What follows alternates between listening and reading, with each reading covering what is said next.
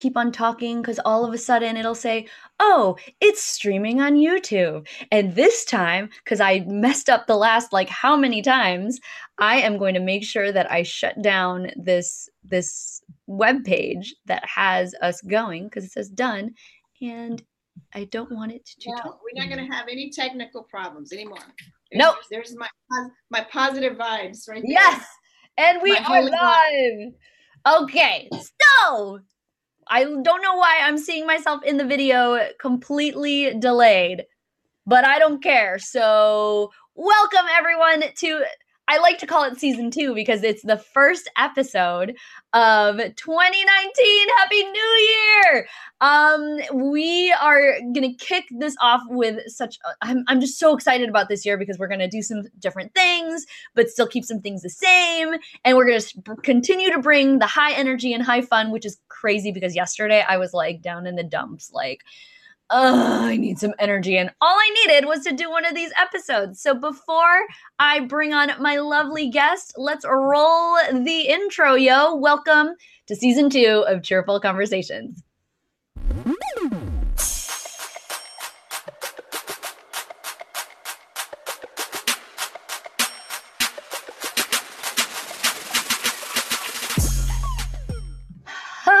One day I'm going to change it and have it be this like really cool intro that looks real and not just me sharing my screen. Welcome everyone to Cheerful Conversations. I have one amazing co-host with me today.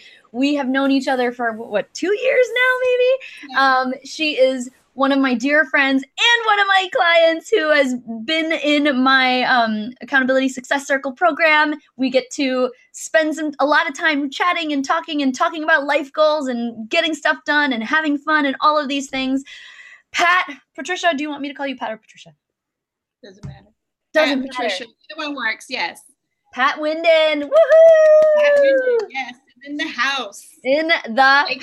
You know what? It depends depends on what my audience, you know. So if I'm modeling, it's Patroli sometimes, classic model Patroli. We might get into that. If yes, it's the we'll get into that. Yeah, if it's the finance, it's the factoring lady. So, you know, just depends.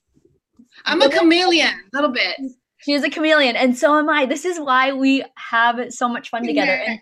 And we're going to talk all about like how we met and all this stuff. But what I absolutely love about this is that unlike every other episode that I've done, I was able to plan this episode in person with my co-host. Pat and I got to hang out. Was that last Saturday, 2 Saturdays ago? Yeah. So much fun. I made a 3-hour trek to Houston from San Antonio when I was visiting my family. And I was listening to Hamilton soundtrack the whole way there and the whole way back. It was just an epic drive and just some good time to like detox. But then spend some amazing time with her, and we got to go out to lunch. I got to meet the family, and we got to sing a little. Yeah. That was my surprise for Apryl. Yes. She didn't know that was going to happen. So yeah, and then I was all nervous. I was like, oh, I don't know how to pick. You know, it's like you can't go to like a karaoke bar and not know what you want to sing ahead of time, or you're going to sit there and be indecisive. So she's like, by the way, let's sing some songs. And I'm like, ugh. Yeah, but you're the pro. You do improv, right? So that was easy for you. Yeah, but it doesn't mean that I'm not improv scared.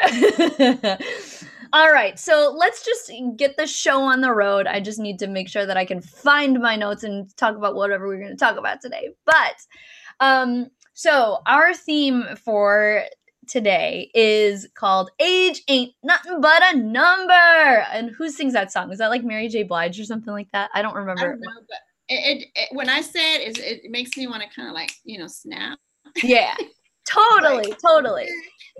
And for any of you, those of you, I gotta pull up my, I just lost my YouTube thing, but here's a little challenge for those of you who might be checking this out live, and I'll hopefully try to re-engage with anybody who's in the chat right now.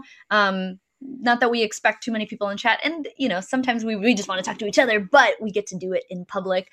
But if you want to try to be brave and guess, and I think I've mentioned my age in prior episodes. But if you want to try to guess how old each of us are, that could be like a fun little game that we play because I mean, it really doesn't matter in the grand scheme of things, but sometimes it's fun to just see what people think in terms of our age. And don't we both look so young?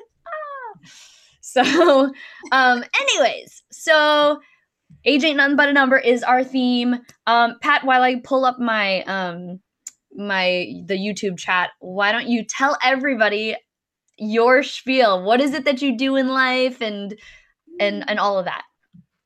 Okay, while she's pulling that up. So my background is in the finance industry. However, my degree is in finance. So I have a fashion merchandising degree and went into the finance side. So I've been doing that for quite some time. I can't tell you how many years and you're going to guess my age. So I won't say how many years, but let's just say I've been doing finance for many, many years. I help entrepreneurs obtain access to cash, basically working capital. And that's what I do. That's what I call my day job. And because I have a passion for fashion, I do anything that I can with regard to fashion. I help out with fashion shows and photo shoots on the styling side. And actually this month, I'm going to start taking designing classes. And so you're never too old to learn. And I'm just really geeked out about that. So my little line is, finance by day and fashion by night, because, and it's amazing. There's so many people that have these side gigs that they, their passions. And it's amazing. I go out to, with these fashion shows and photo shoots, talking to these people in the industry. And it's like, no, I have a regular job, but you would never think that. I mean, these makeup artists and these stylists and designers and photographers, just all these people in the industry, and they're doing what they love. And that's what's important, because we're not here forever. So you gotta dig deep into, exercise that brain and do what you love. Yeah, absolutely. And what I love about this is that you wouldn't necessarily think that, there is a tie between finance and fashion, even though there totally is. And I mean, it's one of those things where too, like I have an engineering background and I'm doing this stuff and trying to figure out how I can expand my creative side, which, doesn't necessarily show up when you're doing random math and science calculations. But it's also just a testament to knowing that you don't just have to be like left-brained or right-brained. You can tap into both of those sides and still leverage both, because that brings you to this more well-rounded place. And so I love seeing people who do things that don't necessarily it's not always peanut butter and jelly. It's like finance and fashion, like, okay. But it brings this like amazing depth to a person whenever I meet anybody who has these like kind of opposite passions in a sense. So, and it just makes me feel like I'm not weird. No, and you said it right, the left and right brain, because we tend to, I think when you have the left and right side, your brain just works a little bit different, because it's not, having that analytical side, but then you're kind of creative and you're thinking outside the box. So I can be in a boardroom and committee meeting or what have you, and we're talking about something that's very analytical, but you still have to be creative and think outside the box and to make things happen and make deals work. Yeah, absolutely.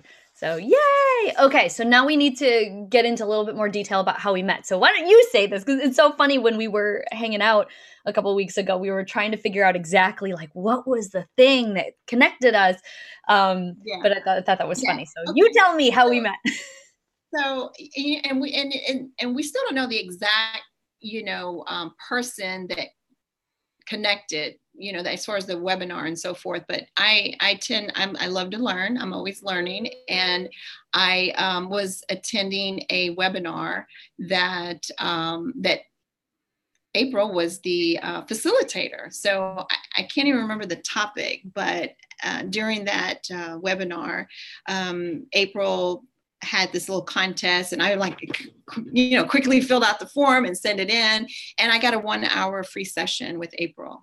That was the end result of that. And so, and the rest is history. No. And the rest is history. That's right. Yeah. The rest is history. That was probably, I guess, a year and a half, 2 years. No, 2 years ago. Yeah, because we've been on early 2017. I don't think my book was out even. And I think the webinar that you were talking about was a webinar that I was doing with Northwestern, which is the place where I went to college. But what's funny is that, like, you don't have an affiliation to Northwestern, and it was me kind of promoting that webinar through my email list. I think that we figured out, which then we were like, well, how did you get on my email list to get access to that webinar? And then there was another event that I did in 2016 that somehow you got connected to. And I know that I promoted that like everywhere. And so we think that it might be through the NAPW, which is what? National Association of Professional Women's, right? Yeah. I did like a 1-year membership to that. And I was like, I have no idea what I'm doing, but I'm just going to throw this out in the universe. And so this is just a testament to anybody who's a business owner out there. Like, you don't know, like, it's all about putting yourself out there in the world, because you have no idea how somebody might arrive to your thing and get connected. And so, like, this is just the power of the good things of social media and networking and all of those things, and leveraging that technology. It brought us together. We've had like a really close relationship and close bond for the last year and over a year now. And it's just been so great to watch her grow and see how life kind of just shifts and just seeing all of those things kind of transpire. And that just makes me happy, because I love having long-term relationships with people and all that stuff. So yay. Well, and then that little exercise of me trying to figure out, like, how did we connect? It got me to, and then working with Apryl, because as you all know, she's a coach and accountability. She has a book and so many different things. But one of the things that I've learned working with Apryl is to do a lot of reflecting. And for anything, I mean, a meeting, even having a conversation with your spouse or your kids, was like, okay, what went well? Or if it went bad, particularly, like, what should have I done to make that better? Or what could I do next time to make that better? So I'm constantly doing that now and reflecting. And so I'm like, how did I make all those connections in fashion? Because it's only been now like about 3 years that I've been back into the fashion scene. And it was really one connection. It was at a networking event, and connecting with that one person. It was just like a viral scenario. And that's a whole other video, Apryl, on connecting, power of networking, because you can't, if people think, oh, just go to all these networking. No, you have to, you have to work at it. Meaning we immediately did the social media connection. We immediately exchanged contacts, and then we interacted. The liking and the sharing and that sort of thing, and being present and then being available. And then I connected with some of that person's connections, and then connected with that person's. And out of that, came the opportunity to be able to be in fashion shows and be able to collaborate with different photographers and stylists and makeup artists. And through that, actually, my daughter got a scene in a movie that the premiere just came out actually in last month in January. So February, we have the premiere coming up in Houston. So no, January is the premiere in Houston. December was Austin. But the point is, it was through these connections, the networking. So maybe we should do a networking webinar together, you and me.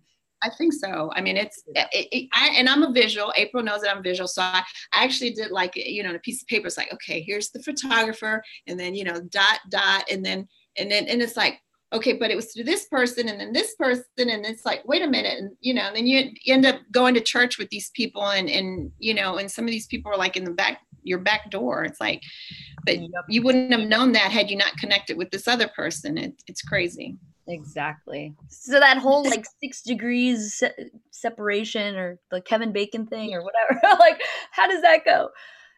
But yeah, so yes, so there's more to be done here. But anyways, so the next question I have for you, Pat, is what is something, now that you've already kind of established yourself as like fashion and finance, is there something outside of those two things? Because I like to ask this question, like, it's just like a random tidbit about you, but is there something else that you like geek out on that people might not know, or just something that's interesting that adds even more depth to this awesome mix that you have in your life? So, not that I geek out on so much, but that I'm passionate about, and that's helping other parents with that have children with mental health issues, like maybe autism or ADD, or I mean, there's just a whole list of things out there Totally. that a lot of kids have, and it has such a stigma attached to it, and it's like, people don't want to talk about it, and people don't even talk amongst their own family about it because it has the stigma.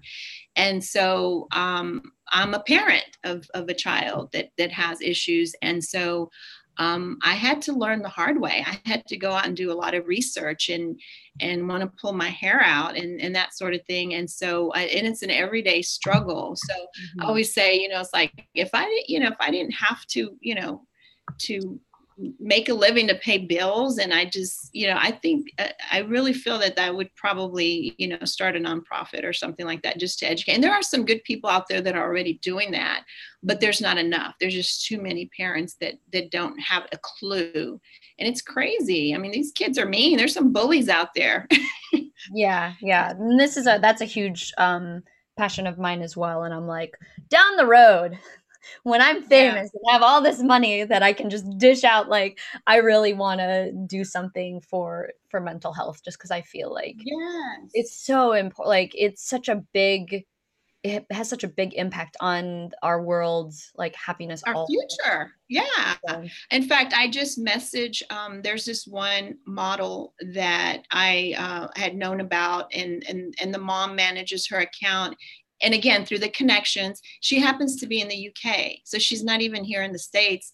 And she's very open about it. The mom is, and she put this out there, these posts, and when her daughter's having issues. And just today, I messaged the little girl. I mean, she's a teenager, and she just put a post out there that today's a good day, that she can't even function. I mean, she can't even function. So it's like, we don't even know each other physically, but I had been corresponding with the mom, and I just happened to make a comment on her post, on her feed, that, my daughter also suffers from things like that. And she's in college now. This is her first year in college. And I said that just to kind of lift her up, that, this too shall pass, and you can get ahead. And I was like, oh my God, she responded, but, it's amazing. I mean, way in the UK, and kind of spreading that positive vibes.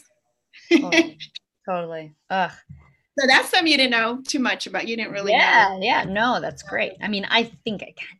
You didn't know that. You didn't expect that, because you said geeked it's out. good. It's good. You got to keep me on my toes. Okay. This one was kind of a sad thing, but it's something I'm passionate about. Yeah, and I mean, it's trying to focus on bringing more happiness to people, and sometimes some of that involves kind of trying to rise up among these things that kind of hold us back, right? All right, next question is my icebreaker question. I have just picked it, so I don't know what the question is, but I'm gonna try to show. Oh, this will be a good one. The question is, what great lessons did you learn from your first job? Okay, so you're answering. I'll answer. Yeah, so like some of these are good, but then there's another one that's like, what's the last thing you stole? And I'm like, ooh. Which I don't. So you want me to go first? You're gonna go first. Yes, you go first. That's an easy one. So my first job, technically my first job, because I actually babysat for my sister when I was 9, babysitting a baby. But technically my first job was it was called Cutco, kind of like a Target, and I worked in the snack bar. And what did I learn? That I don't need to be in the kitchen. My sister actually would agree. I don't need to be in the kitchen. It was so funny because I wasn't even old enough to work. I was like 14, and I put my exact age. They just didn't read the application. But anyway, I fell and I burned myself, and I don't need to be in the kitchen. I love it. I'm trying to figure out exactly what my first job was. I think it was one, but then there's the other. So I might bring them both up. But one of my first like real jobs was I actually worked at a market research firm. Like I didn't even know what like market research was. But so a lot of my job involved like, and this is, you know, in the mid 90s. So there's no cell phones, there's no, you know, internet, there's no, you literally are picking up the phone and you've got a list. You're like, you know, opening the phone book and like dialing numbers, or if or a database list or something, and you're calling, you're kind of cold calling people. And it was a lot of people hanging up on you. People didn't want to, answer questions or anything like that. But I think one of the things that I realized, and maybe I never thought about like one of the things that I learned, but I think it was my first exposure to realizing that like when you're trying to get like when you want to get something from someone, having an incentive always helps, right? So like when you get those market research calls are like, hey, I work for so and so company and we're doing a market research study that'll pay you $100 for an hour of your time and blah blah blah. Like a lot of times people will listen to that, but if you just want to ask questions and there's nothing in it for them, they will likely hang up on you. So that was a really interesting way to kind of realize the power of incentives, which goes into a whole bunch of things, sales and like, right? It's like, what's in it for me? They always want to know. That goes back to that networking that we talked about, the networking workshop. It's totally about giving. Yeah. So it is giving. But I don't think I ever thought about it back then. But the other job that I'm not sure if I did that job before was, have you heard of like Cutco, like the knives that like are really good at cutting stuff, and they've got this like scissors that like can cut through a penny. Like they threw this like whole presentation at me and they're like, you can sell this, like you look like you've got a lot of energy. And I did not succeed. I might have like sold one or two things and I was like, this sucks. But that, I think in hindsight, looking back at that, that kind of gave me the whole realization of like, it's really hard to sell a product that you're not passionate about. So, yes. So that was the lesson learned. That was the lesson learned from that other job. I've had a lot of really random one-off jobs that like were very far removed from my resume, like all these years later. I haven't even updated my resume in a long time, but it's like, it's just interesting how those things teach you. And I mean, in my book, I wrote about like all the big jobs that I had and the lessons that I learned from there. And those things are always so important as they kind of give you the information that you need in terms of like what's next for you. So, that's a good exercise for anybody that's out there. If you're trying to think about what you want in your life for your career, or your next steps, it's really interesting to look at the places you've already been and understand like what you liked about it, what you didn't like about it. And that will inform your next move. So all of those things combined, like as you're going through life, you're always like trying to hone in closer and closer to what it is that you really want to do. So and that goes back to the reflecting that I mentioned earlier that Apryl helped me with, is reflecting. And that's, and I'm going to throw in something my sister always tells me is to kind of, because I do always have a bunch of balls in the air, and I'm running to one networking event to another and running back to the office to process a deal, and then I do the fun stuff and the weekends and nights. But one thing that she always tells me is to kind of slow down. And how can you reflect if you're just going and going and going? So you almost need to schedule in some quiet meditation. And people think, oh, meditation and yoga. No, it doesn't have to be that. It can just be, maybe taking a hot bath, maybe, just where you have the cell phone and just kind of everything off, and just quiet time. Totally. Because you have to reflect. Yeah. I mean, if you don't have that opportunity to breathe, then it's like you can't make choices on how to do things differently. And a lot of times when people are always going, it's like they're complaining about what they don't have, but they don't make time to try to think about what they could do differently. Right. And it's being reactive instead of proactive and all that good stuff. That good stuff. Yeah. All right. So the next thing we want to do is share some positive news, because, we're not necessarily a news show, but it's always good to continue pushing more positive articles and stories out in the universe, because I am like on that mission to change that negative narrative that you see on the news shows these days. So, Pat, do you want to share the article or the story that you found? Yes. So Monday, there was a baby left at a fire station in North Houston, and you might think that doesn't sound positive. Well, yeah, because they didn't put it in a garbage can, a dumpster.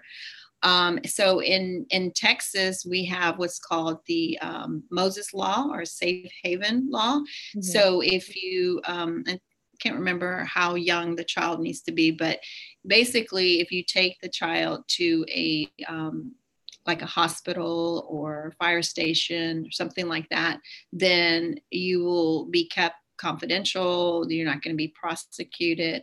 And so that happened on Monday. I found out on the north side. So thank you for that that homework to find out. I mean, I had trouble trying to find something positive, quite frankly, because when I Googled that, it was like, okay, stabbing, rape, this, that. It was just nothing but negativity.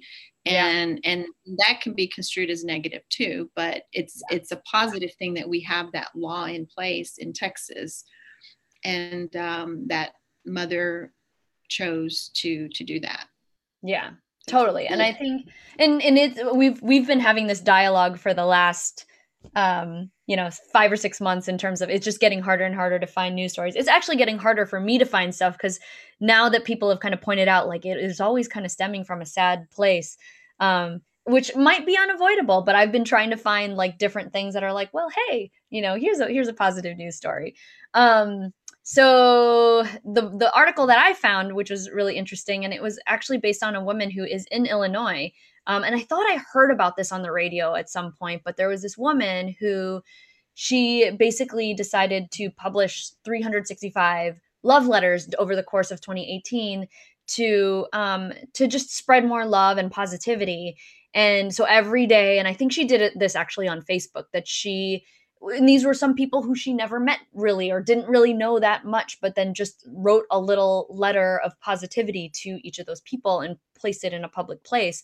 And, what was great, she did this for every day of the year. And, they weren't like romantic love letters or anything, but it was just an opportunity to spread more love. But what that was helping, and it kind of ties into some of the mental health stuff that we were talking about, was that, being able to show love and express love has paid off with some of these people, because it improves the mental health benefits, and just being kind, and people then want to pay it forward because they're receiving love, so they're giving more love. So comes back to this kind of like law of attraction, the secret, whatever you want to call it. It's like, you put out what you want the world, what you want for the world, and it will manifest in bigger ways, like as an extension of you. So I thought that was a really great thing for her to do. I was like, that doesn't necessarily stem from something negative, which is good. But she was able to do this for an entire year, and it brought more love to her life, and just kindness and all of those things. And so she, and it's also a source of inspiration for others. So that was a really cool story that I saw that came out. So yay.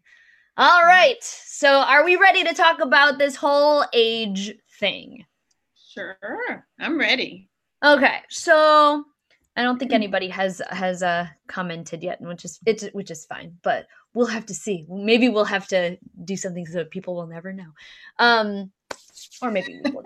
Who knows? Okay. So what's really interesting, and I think that especially in the last year or two, as I've been thinking about, oh my God, I'm shifting careers all the time, and I'm going to change careers again, or like I haven't found my passion, or every year that passes where I change my mind and want to try something new. Like, my new thing is like, how do I get into media? One of the first things that I asked was like, am I too old to like be like an on-air personality, right? Because you look at, and I think it's just part of society, right? They, models are young, like football players they're young, but like as you get older, and sometimes there are limitations, right? Like you don't want to do that, but sometimes people just poo-poo any idea that might actually bring them joy and happiness because of age, which is crazy. And so like, why do you think that age is an issue for people in the first place? Yeah, it's definitely society for sure. And there are some things that maybe we shouldn't be doing, but that doesn't mean that you can't still be having fun. I mean, if you're, 50-year-old man, can you join the NBA? Are they going to want to, hire you? Back to the fashion, we talked about fashion, the industry standard is to be tall and thin and young. But does that mean that I can't participate in a fashion show? No. You just have to have the right, I guess, audience and the right platform to be able to do what it is that you want to do. And the other cool thing is that we're in a different time. So I think we're being more open to things. I mean, right now the big thing is the curvy model. And so the older model hasn't really taken on, in my opinion, as much here in the US, like in the UK.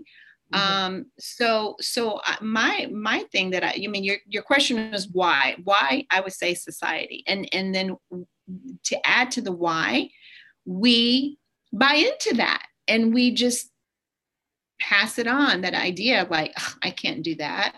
Yeah. And we accept it. So it's society and it's us accepting that. Do we have to accept it? No. Yeah. Is it going to be harder to break the barriers? Yes. Yeah. So that's my challenge. And that's one of my things, is that I want to, all the things that I do, one of the things that I want to do is brand myself as an older model.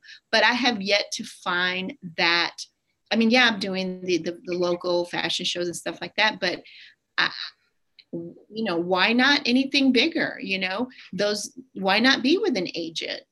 Because guess what? Older people want to look nice, and we use the different creams and makeup. So it's being willing to not accept this is the industry standard, and there's always a first time someone. So what you want to do, maybe that is true, but does that mean that you can't be the first person to change that? Yeah. I bet a lot of people that may watch this on the replay don't know that there are models that are on a wheelchair. There's models that can't even walk that are on a wheelchair. And I just came across a couple of shows that I saw these different, from all different sizes and everything. So it's like, you don't have to accept that.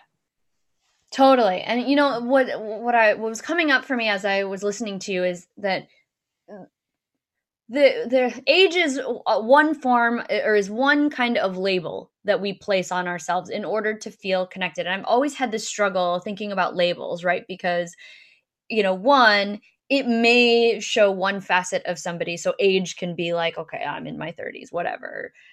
So my child is like preteen, or not even preteen, whatever. It's like you use these labels to kind of identify and connect with people. So it's kind of necessary. But when it becomes too much of like a stereotype, and where it's just like you put these people in a box where like these are the boundaries and that's just how it is, it prevents people from like trying to kind of penetrate into that box. Or that sounded totally inappropriate.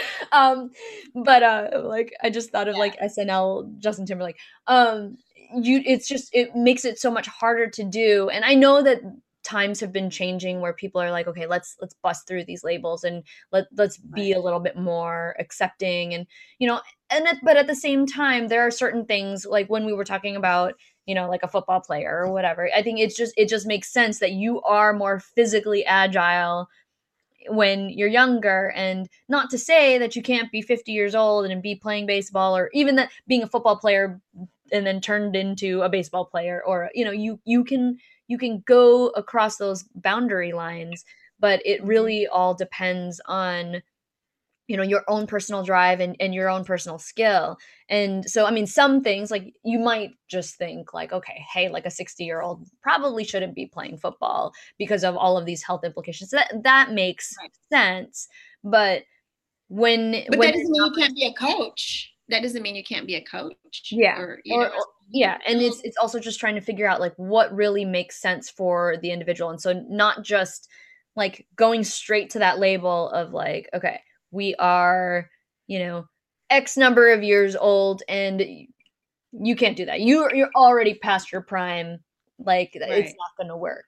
It's Yeah. and it's not easy. I mean, I think it's worse for women because we tend to, it's like, does this outfit look ridiculous on me? Am I, is this too short, or is this too colorful, or too this or too that? Mhm. Even with these, like, not to be, honing in on just the fashion, but I do go, when I go to these castings, sometimes I don't know what's going to be there, and I don't know until I get there. And sometimes it's like, I don't, nah, this is not for me.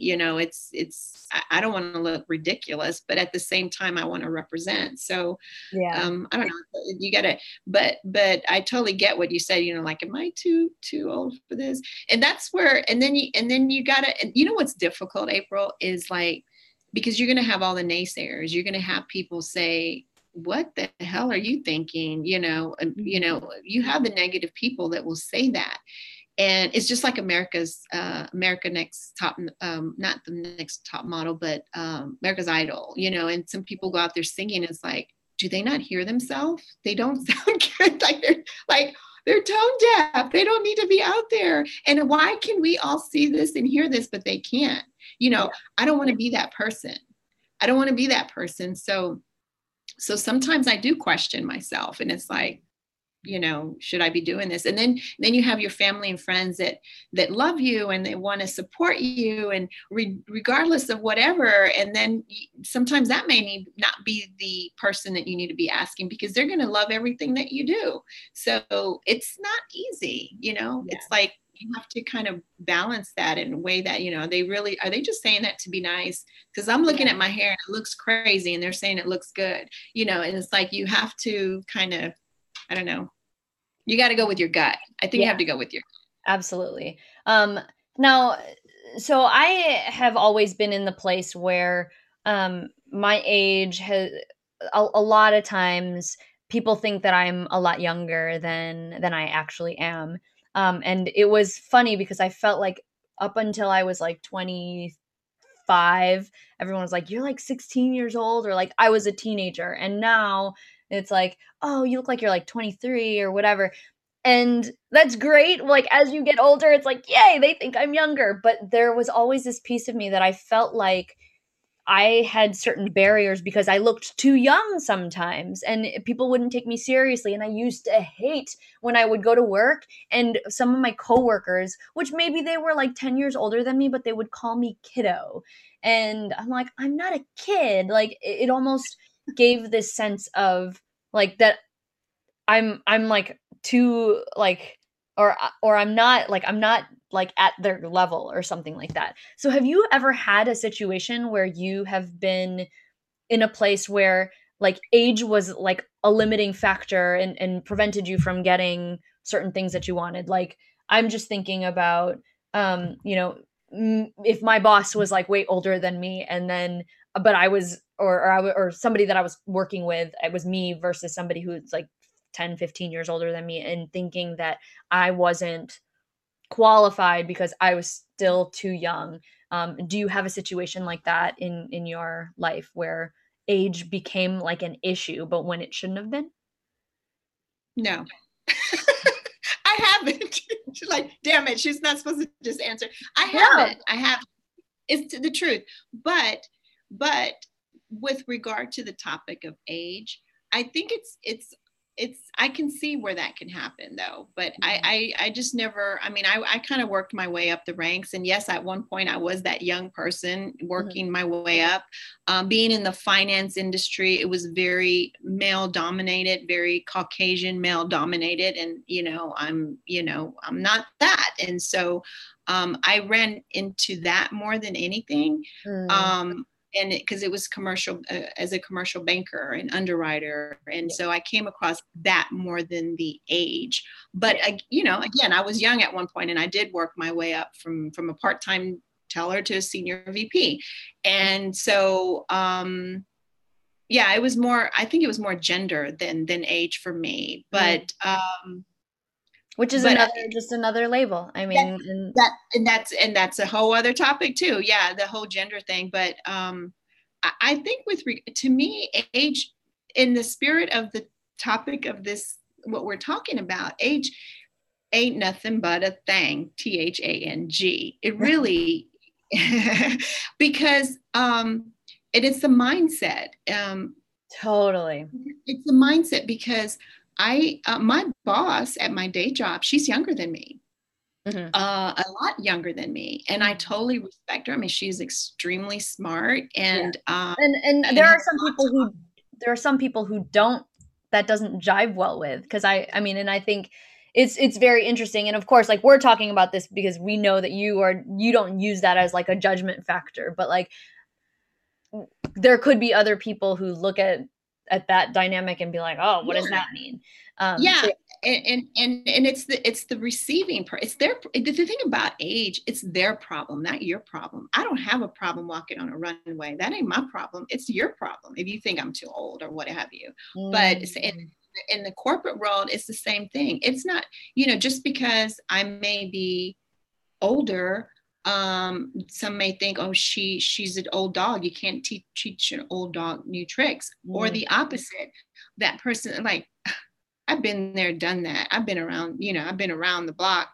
Well, you can't teach me anything. But that's me. That's my mindset. If I was going to be that person, and it's not the younger person. You see what I'm saying? So totally. So it's their hang up. Yeah. Absolutely. I mean, that all comes into this place of comparison, right? If there's somebody who's younger than you, who has a job, like, I know that for a long time, my husband had that issue where, he's like in his early 30 somethings, and he's managing a lot of people who are younger than him. And, those people who were upset about that, it's just one of those things where they're trying to get into this comparison as if, being somebody's boss or whatever means that you're a better person, in a way where, sometimes there are some people who just kind of want to top out at a certain level and don't want that additional responsibility, because, as you do work yourself up the chain in different ranks as part of your career path, like, sometimes with more pay and comes with more responsibility, more stress, more hours, like all of those things. And some people might not want that. They might not prioritize that. And so it's very hard to compare, what is this that you're getting all upset about, right? That's a very good point. That's a very good point, because you're right that there are people that you get to a certain point and you're like, I'm happy with this. I don't need to get any. But then it goes back to, now let's reverse that. There's some younger people that may come into the picture and be like, that person's so old and they're losers and they're just at that entry level type. But again, it's that person with that negative mindset. It's not the other person. Yeah. You see what I'm saying? Yeah. So it's a lot of a lot of snap judgment, a lot of trying to, put somebody in a box, which I mean, again, going back to, sometimes you have to label people as a means to process in your own mind, like how to interact with those people. Right. But then also knowing that judgment can also be wrong. Right. Right. I mean, if I were to interview like all of my clients and be like, how old are you? And then place a judgment and be like, nope, you're too old, or nope, you're too young, I don't want to work with you. Like, that would be crazy. And I love the fact that my clients range from like mid-20s to like plus. I don't even know, because I don't even know. It's like there's just such a wide range. And I do have people on my email list that are like, how do I handle retirement? Even though I'm not there yet, I'm like, ooh, I don't know. But it's still, it comes down to that same question. It's like, how would you like to have your, how could you envision like a retirement that you could feel good about, right? I don't necessarily need to be there. I might have more wisdom to share in story once I get there, but in the meantime, I could still help figure out how that looks, right? So it is really interesting how, we need these labels, but to the point where you're making judgments and not really getting to know the person on a deep level, knowing that there's always going to be a misnomer somewhere, somehow. And I think it's almost like appealing. It's at least more appealing to me when I see something that, just like you were saying, a model who is, you know, disabled and in a wheelchair, and they're still modeling it. It really gives people hope that you can break those stereotypes and those labels and those barriers, because otherwise, like, then everything is it's just not or it's all, wait, is homogenous the right word? It's like, you know, there's like these little silos of things, and there's not, you know, you end up having to put yourself in a little space. Right. It's very limiting, and it's very not fun. Not at all. That's what I'm working on 2019, that brand, you know, helping other women feel good about themselves. Yes. So tell me a little bit more about that, because my next question was going to be, how do we inspire people at any age, from whatever age we are at? Like, how can we take this upon ourselves to kind of help this actual age not being such a thing? How can what steps can we do to, like, push more of that out into the world, where age is just a number? right. Well, so it's how you carry yourself. For me, it's how I dress. It's how I, you know, put myself together in the morning. It's, as you know, I had braids in my hair just a few weeks ago during the Christmas holiday. And Yeah. it's funny because the people that don't know me in social media, they probably thought, there she goes, there's the chameleon again, you know, with that other hairdo. Because, you know, they tease me at work because, you know, every day it's a different hairdo, it seems like. But I didn't do it to look a certain way. It was, as you know, I have alopecia, so I have some little spots back there that needed to be hidden. And I won't get into the whole detail of that, but mission accomplished. And I did the braids and all that. But that goes back to not caring what people think. You know, I'm doing me, and I'm doing what works for me. So yeah, and I figured, if I'm gonna wear braids, I'm gonna go all the way. And I had the length to like my waist, you know, and I would like toss it around. Yeah. And so that's what, you know, exercise what you preach, you know, just, you know, walk the walk and the talk and so forth. So and I think that also, and then people will say something. They'll notice that. Like, I have coworkers that say, you know, I had one of my coworkers, she came dressed a certain way, and I compliment. I was like, oh, that looks nice. She's like, yeah, you inspired me to, you know. So some people may feel like, well, no, I'm to this or to that, and then they see me and they're like, well, if she can do it, I can do it. yes. You know, my inspiration for the braids was Tracy Ross, Diana Ross's daughter from Blackett. That was she was my inspiration. I love her. I follow her on Instagram. She's just hilarious. And she's, I'm not gonna, I don't want to say the age, because we still have that question out there for people to guess. Yeah. But I think people, I don't know if anyone's going to chat, but yeah. They'll have to watch the whole thing to figure out the answer. What I was also pulling, just this whole idea of sometimes when we think about age, sometimes we limit our own selves to, you know, we put ourselves in this box and limit ourselves to say, like, oh, we're too old for this, or we're too young for this.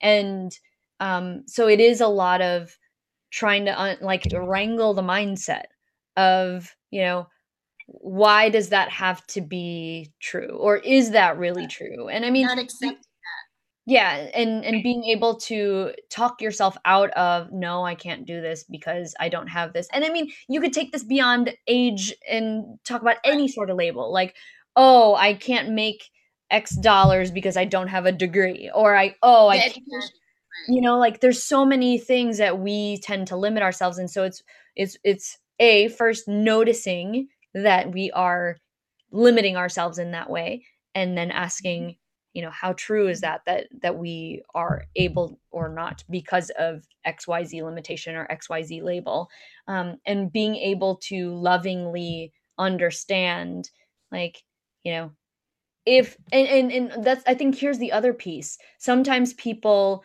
think about like, and I'm thinking about this specifically as myself, where somebody's like, you should be the next Oprah, and I'm like, okay, haha, that's funny. Oprah probably started her like her thing like when she was like in her 20s or whatever, and I'm like, can't, you know, like I'm already 20 years behind or whatever.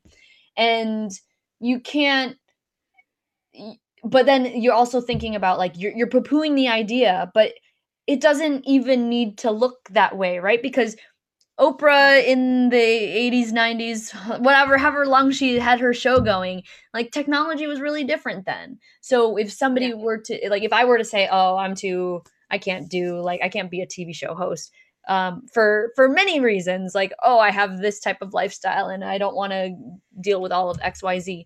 It doesn't even need to be the exact replica. And I mean, it's very hard to duplicate people anyway. So it's like, how do you find it in a way that actually works for you? So, That's right. you know, YouTube didn't exist when Oprah was starting out, right? And so what are the platforms that you can actually take advantage of to have a voice and have and do those things?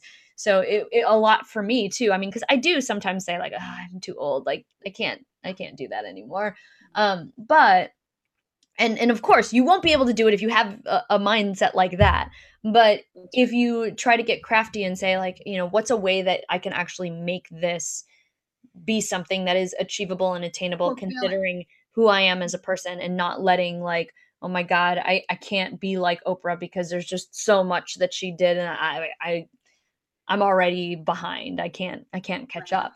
Because you just never know. And when you actually think about how people get known or do some of these things, like it may be just, you know, something that was an opportunity that showed up where they're actually looking for the opposite of what's the norm, or and you have to take advantage of those things, or you can actually create that and, you know, be an inspiration to other people who also are doing the same thing of putting themselves in this, Like-minded.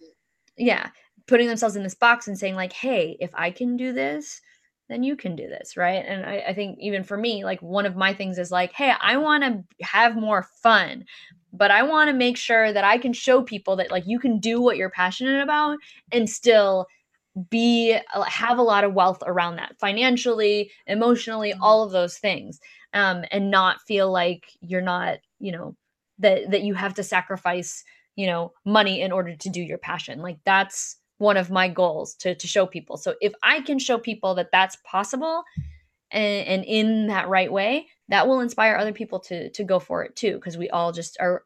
I think it's also just that fear of uncertainty, right? It's like if we know that there's a sure thing, right? Like if you had like a rockin' body and whatever, like you would say like, okay, I'll go try modeling because the risk is small because you fit into that stereotype, Right. or those labels. But that doesn't mean that you can't still do it. It's just a matter of your mindset, how you're actually like framing and envisioning the, you know, the outcome.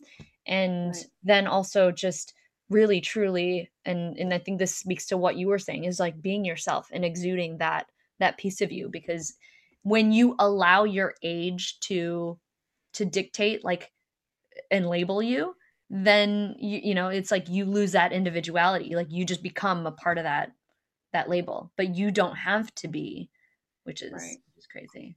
So Like, I'm not dead yet. Come on. I know, right? That's crazy. And that's another thing, that again, mindset. It's like you have to we're really, we're only here for a minute and we have to take advantage. And I think that's the thing, when you're young, you feel like you got the rest of your life. No, you don't. I mean, anything, fortunately, and get hit by a car. Yeah. And and so it's understanding that, and having a appreciation for life, and know that life is precious. And I think a lot of us, we tend to get too busy in the everyday, just making a living, going to work, paying the bills, every day, every day, every day. And we're too tired. That's my thing. You know, I signed up with Apryl and got into her circle with the idea of writing a book. And that's still going to happen. But we ended up working more on the balancing life and setting boundaries and having fun, because that's, as Apryl said, that's her thing, is having fun and being happy. So you have to take care of you first, but you don't have to accept that it has to be the everyday boring, go to work, go home. That's my thing. I get home and I'm tired. It's like, I don't want to write. I'm too tired to write, or I'm too tired to do this, but it just depends on how much you want it. So, and if you're happy with just going to work and going home and watching, one show after another, then that's fine. If that's what makes you, that's another thing that you always tell me is like, well, that's what makes you happy, then that's fine. Yeah. But if you're like sitting there like, why them and not why me, why they get to do this or that, well, what are you doing different? They're not just coming to their door with these opportunities. They're going out and getting it. They're looking for it. They're connecting with the people that will help them get there. Yeah. So absolutely. Yeah. So such a great conversation. And I know that we're almost done. So I want to wrap up with one quick question. And I wanted to ask this question because I think it's relevant to both of us, but I think it's also relevant to this whole age topic where, I would say this whole like finance, even though you've had the passions in finance and fashion, like this whole idea of like finance by day, fashion by night really only surfaced in the last year, right? Just the terminology of it, of like claiming that brand. Yeah, I would say in the couple, I would say about a year or so. So because I found that was me. That's what I was doing. And it just happened. It was at a networking event, and I had to get up and do that elevator speech. And I didn't want to just say finance. I said, no, I'm going to slip in the fashion part. Yeah, and I love it. And so the question that I received from the Ask Apryl Anything mailbag was, what were the first few steps you took to get started building your business or brand? And so I know, Pat, you have had, business context and you've been in finance for a really long time, but then also thinking about how do you create this hybrid, finance fashion, like brand for Pat Windon, right? What do you think are the first few steps that are going to help, or if anybody's thinking about like trying to create some sort of brand or movement, like what are your tips in terms of like how to get that started? So the main thing is and it goes back to what you said in the very beginning of the conversation, is helping other people. Yeah. You know what I'm saying? So you remember we talked about when you had that marketing job and you were having to call people, and people don't like, if you're just sitting there talking about yourself and me and what my company has to offer, and it's too scary. Nobody wants to hear that. I go to a ton of networking events because that's part of my job. And I tend to gravitate to the ones that have the more of the servant leadership mentality, because it's all about what can I do for you. Yeah. And so I don't care what you're selling, if it's haircuts, if it's cooking, if it's coaching, whatever it is that you have to offer, take the salesy part out of it. And you need to focus on, what do you have to offer them? Like why do they care? Why do they care to connect with you? What do you have to offer them? And be sincere about it, like really sincerely try to find out what people do, and that doesn't happen overnight. It's establishing rapport with people and connections, and that serves me well in my day job with the factoring and finance, as well as the fashion side. There's a word called TFP, trade for print. So a lot of models that are trying to get started and they don't have a portfolio and they're willing to model for free and get pictures but you're kind of offering one thing for another. And so you're not just saying, will you take my picture for free? What are you going to do for me? And I don't mean in a naughty, bad way. Yeah. Because there's bad photographers out there that, I just mean, what do you have to offer? So that genuinely is going to help someone. Yeah. And interested. Yeah, for sure. And I love that, because I think anybody who's starting a brand or a business, like you have to understand, like the people that you're serving, you really need to understand what it is that they want. And it's one thing to like be able to like create a product that, you know, that tends to the needs of other people and gives them what they want. But then I think also the big thing to do too is think about like how that aligns with your passion. So I mean, there might be people who start a business because they want to make money, but then it's like, okay, how do I service like this group of people? Like, what is it that they need most? And here's the product that I'm going to create. But I think that the money spot, if you're trying to build a passion based business, is really understand like, what are the things that keep you up at night? What, you know, what is it that you stand for? Like, are you willing to like throw a stake into the ground and say, this is, I'm doing this business because this is how it helps other people and it makes me happy to see that, right? So like if my platform and my brand is all about like being a more positive mind and using that to influence others to, you know, think more positively so that the world is a happier place and everybody is doing things that they love and everybody is like following their passions and dreams and, you know, trying to tie them or untie themselves from the chains of what society says is the right thing to do. Like, how, Right. if you could live in that world, then how is that? And that was kind of the whole basis of my brand. But it was all started with me. Like I knew that I wasn't doing it for myself, and so if I started doing that for myself, then how could I teach others to do that as well? So Right. you have to have the passion underneath, but then you also, the reason that businesses are successful is because it's bound to that individual, whoever started it, or that visioneer's like passion, but it also is actually listening to what other people are struggling with that are actually going to take advantage of that product or service. Because you can be like, oh, I want to create this thing because it works and this is what I think, but if you're not listening to what people actually want and you're not giving them what you want, then it's going to be hard to build that brand. Right. So Right. yeah, that was a good And way. speaking of fashion and finance, actually the two things that are yes, is very left and right brain, but someone recently asked me what my mission statement was, and I thought, I don't know why I hadn't even thought of that, because I I I know that that's important from my finance job and helping people and asking for business plans, and I know it's important from the fashion side because they taught that at the Art Institute, but I hadn't really hone in on that for me today. And I realized with that little one question that this person asked me, like, what is your mission statement? I I realized that on the finance side, I genuinely love helping people, business owners, obtain access to cash. There's so many people that don't even know how to approach a bank or how to get started or don't understand. And I genuinely like helping people on the finance side. And on the fashion side, I enjoy inspiring other women and women that may feel that they're too this or too that and they can't wear a certain thing, and I want them to feel good. And so, as I mentioned, I'm going to be taking designing classes starting this Sunday. I start my first official class this Sunday, and so I want to, my clothes is going to be not, for people to feel good. And so it's all about, helping people feel good. So that's the correlation between the two. Cause at the end of the day, I'm still helping people. Yeah, so, absolutely. Absolutely. That's my story. I'm sticking to it. Yes, please continue to stick to it. But anyways, we should probably close by telling everybody how old we are. So you want me to go first or you want to go first? You go first.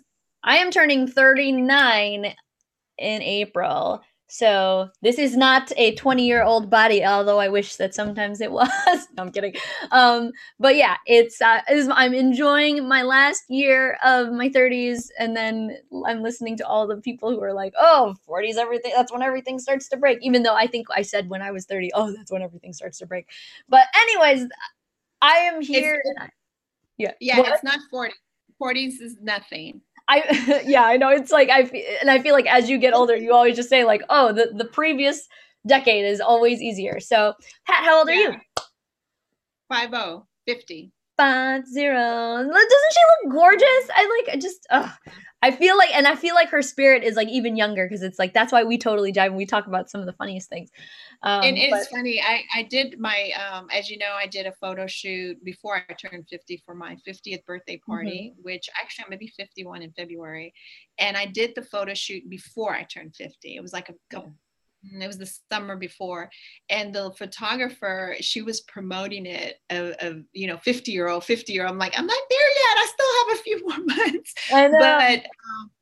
But it's yeah, most people are lying about their age, and instead she's like telling the world I'm 50 before I'm 50. But Yeah. Age is none but a number. It is, yeah. And I mean, there can be people who are same age and look so much older and so much younger, so you can't even figure out just by looking at somebody how old they are. So yeah.